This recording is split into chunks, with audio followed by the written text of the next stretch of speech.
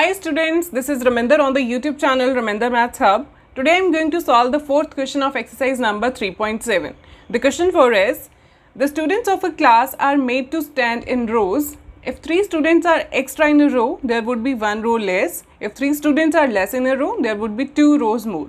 Find the number of students in the class. यहाँ पे एक क्लास में जो स्टूडेंट्स हैं उनको रोज़ में खड़ा किया गया है. रोज़ मीन्स जैसे हम एग्जाम्पल के तौर पे करते हैं कि अगर ये है क्लासरूम तो यहाँ पे बच्चों को ऐसे स्टैंड करने के लिए बोला गया है कि आप ऐसे खड़े हो जाओ रोज़ में. जैसे ये first row, this is second row, third row, fourth row, fifth, six. मान लीजिए 6 रोज़ हैं यहाँ पे. 6 रोज़ बच्चों की बन गई हैं. These are 6 rows and students जो हैं एक जैसे रो है उसमें मान लीजिए 5 स्टूडेंट्स हैं. कुछ ना कुछ स्टूडेंट्स एक रो में बैठे हुए हैं. तो मान लीजिए यहाँ पे एग्जाम्पल के तौर पर 1 2 3 4 एंड 5. यहाँ पे 5 जो स्टूडेंट्स हैं उनको बिठाया गया है. ठीक है, 1 रो में. फाइन. सो हमारे पास जो यहाँ पे एंड पे पूछा था what is the number of students in the class, है ना.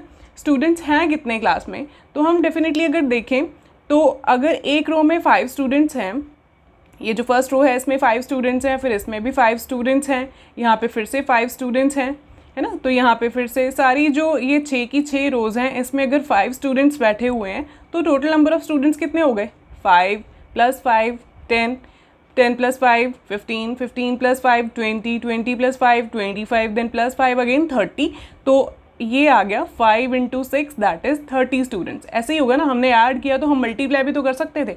तो जितने नंबर ऑफ स्टूडेंट्स हमारे एक रो में बैठे हुए हैं उसको टोटल नंबर ऑफ रोज़ अगर हम मल्टीप्लाई कर देते हैं तो we get the number of students, है ना. ऐसे ही है ना, नंबर ऑफ स्टूडेंट्स कितने आए क्लास में, टोटल नंबर ऑफ स्टूडेंट्स, है ना. टोटल नंबर ऑफ स्टूडेंट्स हमारे कितने बने क्लास में, number of students in each row is into number of rows. ठीक है, तो यहाँ पे जो हम लेट करेंगे वो हम नंबर ऑफ रोज़ और number of students sitting in 1 row वो हम यहाँ पे लेट करेंगे. ठीक है, so let us start with the solution. Let number of students in 1 row or you can say each row is equal to x and total number of rows and total number of rows is equal to y. हमें यहाँ पे कुछ नहीं दिया, ना number of students दिए हैं ना नंबर ऑफ रोज़ दिए हैं. तो यहाँ पे हमें दोनों चीज़ों को लेट करना पड़ेगा. इन दोनों को अगर हम मल्टीप्लाई कर देंगे तो will get the total number of students जैसे हमने यहाँ पे किया था, है ना. तो हम लिख देंगे total, therefore total number of students in the class is equal to number of rows into number of students in each row, है ना. एक रो में कितने स्टूडेंट्स हैं उसको नंबर ऑफ टोटल रोज से मल्टीप्लाई कर देंगे तो हमारे पास नंबर ऑफ स्टूडेंट्स आ जाएंगे, है ना. तो यहाँ पे नंबर ऑफ रोज हमने कितने लेट किए हैं, number of rows are y and number of students in sitting in each row is x. So this is x into y. Therefore total number of students कितने हो गए हमारे पास, x into y. ठीक है, total students is equal to x into y. Fine. So अब हम क्या करेंगे, अब हम situations को देखेंगे. Situation थी हमारी फर्स्ट जो situation आ रही है that is according to the question. If 3 students are extra in a row. अगर मान लीजिए, फिर से हम एग्जाम्पल की तरफ चलते हैं कि अगर यहाँ पे एक स्टूडेंट जो है, मैं एक रो में एक स्टूडेंट एक्स्ट्रा कर दूँ, यहाँ पे एक स्टूडेंट ऐड कर दूँ, यहाँ पे भी एक स्टूडेंट ऐड कर दूँ, यहाँ पे भी ऐड कर दूँ, सारी रोज़ में एक एक स्टूडेंट अगर ऐड कर दूँ तो यहाँ पे एक रो कम हो जाएगी, है ना. ये वाले सारे बच्चे 1 2 3 4 5 यहाँ पे सेट हो गए, 1 2 3 4 5 यहाँ तक ये पूरे आ गए. तो ये रो तो कम हो गई फिर, है ना. तो नंबर ऑफ स्टूडेंट्स तो वही रहेंगे, है ना. सिर्फ हमने अरेंजमेंट को चेंज किया है. नंबर ऑफ स्टूडेंट्स ना तो क्लास में कोई एंटर हुए हैं न्यू और ना ही क्लास से बाहर गए हैं. फाइन. सो जो हमारे अरेंजमेंट जो है हमारा वो चेंज हुआ है, number of students are the same, है ना. तो यहाँ पे आएगा अकॉर्डिंग टू द क्वेश्चन, पहले हम लिख देते हैं कि number of number of students in 1 रो. अब 3 स्टूडेंट्स एक्स्ट्रा हो गए हैं एक रो में. पहले कितने स्टूडेंट्स थे एक रो में, number of students in each row was x और अब कितने हो गए हैं, 3 एक्स्ट्रा हो गए हैं एक रो में, ठीक है। तो यहाँ पे x + 3 हो जाएगा, ठीक है। जैसे यहाँ पे 5 थे पहले एक रो में, तो हमने एक एक ऐड किया तो 5 + 1 दैट इज 6 स्टूडेंट्स हो गए एक एक रो में, है ना, यही हुआ। तो यहाँ पे भी अगर टोटल नंबर ऑफ स्टूडेंट्स एक रो में हैं x, तो अब कितने हो गए हैं वो x + 3, फाइन। सो आगे जो है रोज़ पे भी फ़र्क पड़ा, जैसे यहाँ पे हमने एक एक स्टूडेंट ऐड कर दिया एक रो में, तो एक रो कम हो गई थी। इसी तरह से इस क्वेश्चन में भी इस सिचुएशन में भी एक रो जो है वो कम हो गई है। Therefore now and number of rows is equal to, पहले कितनी थी नंबर ऑफ रोज y, अब कितनी रह गई y - 1, सिंपल, ठीक है। जैसे यहाँ पे 6 थी रोज़, तो अब एक एक स्टूडेंट यहाँ पे ऐड करने पर, बाकी रोज़ में ऐड करने पर ये एक रो जो है वो कम हो गई थी, सिर्फ 5 रोज़ बचेंगी अब, ठीक है। सो यहाँ पे भी ऐसे ही हुआ, पहले y रोज़ थी, अब कितनी रह गई y - 1, ठीक है। तो अब हम लिखेंगे therefore total number of students, total number of students कितने आएंगे, x + 3 इंटू y - 1, जैसे हमने यहाँ पे किया था number of rows into number of students in each row, वैसे हमने यहाँ पे भी किया number of students in 1 row is equal to x + 3 into number of rows that is y - 1। यही स्टूडेंट्स आएंगे ना फिर से। यहाँ पे अगर 6 स्टूडेंट्स हो गए हैं एक रो में और एक रो कम हो गई है, 5 रोज रह गई हैं, तो 6 × 5 करके टोटल नंबर ऑफ स्टूडेंट्स बने। और वो जो स्टूडेंट्स हैं वो हैं भी सेम, जितने पहले थे उतने स्टूडेंट्स रहेंगे, है ना। यहाँ पे 6 × 5 कितना आएगा, 30 अगेन। तो number of students are the same again, यहाँ पे हम XY ही लिखेंगे क्योंकि कोई भी स्टूडेंट एक्स्ट्रा क्लास में एंटर नहीं हुआ है, सिर्फ अरेंजमेंट में चेंज हुआ है, ठीक है। So number of students will be the same that is XY is equal to, यहाँ पे हम इसको सॉल्व कर लेते हैं। सबसे पहले इसकी टर्न आती है, ये जो ब्रैकेट्स जब मल्टीप्लाई होती है तो इसकी टर्न आती है सारी ब्रैकेट के साथ, फिर इस टर्म की आती है। तो ये वाले जो नंबर है पहले ये दोनों टर्म्स के साथ मल्टीप्लाई होगा, x × y XY minus x × 1 x plus 3 × y 3y then 3 × -1 -3, ठीक है। अब क्या होगा, ये सारी टर्म्स को हम एक साइड पर शिफ्ट कर देते हैं, सिर्फ जो कांस्टेंट है उसको इधर रहने देंगे, ठीक है। सो दिस इज XY, ये प्लस का XY, ये माइनस का XY हो गया, देन -XY है तो यहाँ पे प्लस का x हो गया, ये प्लस का 3y है तो ये माइनस का 3y हो गया, ये माइनस का 3 है ये इधर ही रहेगा, ठीक है। ये कांस्टेंट है, इसके साथ कोई भी वेरिएबल मल्टीप्लाई नहीं है तो ये इधर रहेगा, बाकी सारी जो वेरिएबल्स है वो हमने एक साइड पे शिफ्ट कर दिए, ठीक है। So this is XY - XY 0, तो इक्वेशन क्या बनी हमारी, x - 3y is equal to -3, ठीक है। ये हमारी एक इक्वेशन बन गई, इसको हम नंबर 1 मार्क कर देते हैं, ठीक है। और देखिए अगर हमारे x और y फाइंड आउट हो जाएंगे तो यहाँ पे हम पुट करेंगे वैल्यूज़ x और y की, तो हमारे पास टोटल नंबर ऑफ स्टूडेंट्स आ जाएंगे ना, तो यहाँ पे हम पुट करेंगे वैल्यू, इसको हम a मार्क कर देते हैं, ठीक है। a या फर्स्ट इक्वेशन, तो फिर अगर ये फर्स्ट होगी तो ये सेकंड हो जाएगी, ठीक है। सो अगेन अगली सिचुएशन पर चलते हैं, उससे हमारी दूसरी इक्वेशन बन जाएगी। अगली सिचुएशन है कि if 3 students are less in a row, now again number of students in each row is equal to, अब क्या है कि 3 स्टूडेंट्स कम हो गए हैं एक रो में से, मीन्स पहले कितने स्टूडेंट्स थे एक रो में, x थे, अब कितने रह गए x - 3, ठीक है। तो यहाँ पे आएगा x - 3, मीन्स जैसे यहाँ पे 5 स्टूडेंट्स थे तो हमने 3 स्टूडेंट्स कम कर दिए, ये 3 स्टूडेंट यहाँ से उठा दिए, ये यहाँ से उठा दिए, सारी रोज़ में से 3 कम कर दिए, तो इनको कहीं ना कहीं तो क्लास में बिठाएंगे ना, तो यहाँ पे 1 रो 2 रो 3 रोज़ एक्स्ट्रा बनेगी, है ना। जितनी भी जैसे स्टूडेंट्स सेटल होते जाएंगे उतनी नंबर ऑफ़ रोज़ बनती जाएंगी, है ना।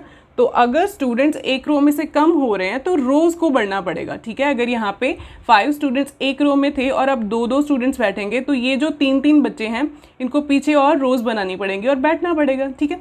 सो ऐसे ही यहाँ पे होगा number of students in 1 row is equal to x - 3, अब कम हो गए बच्चे एक रो में और साथ में नंबर ऑफ रोज़ जो हैं वो बढ़ जाएंगी, ठीक है। वो कितनी बढ़ी हैं, 2 मोर रोज़, तो पहले y रोज़ थी, अब कितनी हो गई y + 2, fine.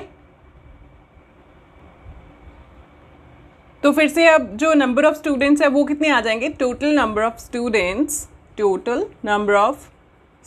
in the class is equal to number of students in 1 row into number of rows, fine, यही होगा ना। यहाँ पे भी हमने यही फॉर्मूला लिखा था, number of students is equal to number of rows into number of students in each row sitting in one row, ठीक है। तो हमने इनको मल्टीप्लाई कर दिया और इधर हमारे टोटल नंबर ऑफ स्टूडेंट्स तो वही हैं जितने स्टार्टिंग में थे।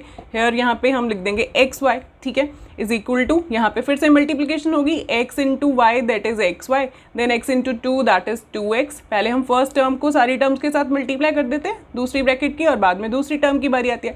सो -3 into y is -3y, then -3 into 2 is -6, then सारी टर्म्स को इधर शिफ्ट कर देते हैं, एक्स वाई, ये प्लस एक्स वाई है, ये इधर आके माइनस का एक्स वाई हो जाएगा, ये 2x यहाँ पे एडेड है और यहाँ पे जाके सब्ट्रैक्ट हो जाएगा, यहाँ पे 3y माइनस का है, इधर आके ये प्लस का हो गया, फाइन। सो यहाँ पे बचा हमारा -6 ओनली, कॉन्स्टेंट को एक साइड पे रन देते हैं, ठीक है। So this is x y minus x y 0, और यहाँ पे बचा हमारा -2x plus 3y is equal to -6। So this is number 2 equation. हमारे पास 2 इक्वेशंस आ गई हैं, x minus 3y is equal to -3 and -2x plus 3y is equal to -6। अब हम इन दोनों को सॉल्व करेंगे और x y की वैल्यूज़ लेके आएंगे।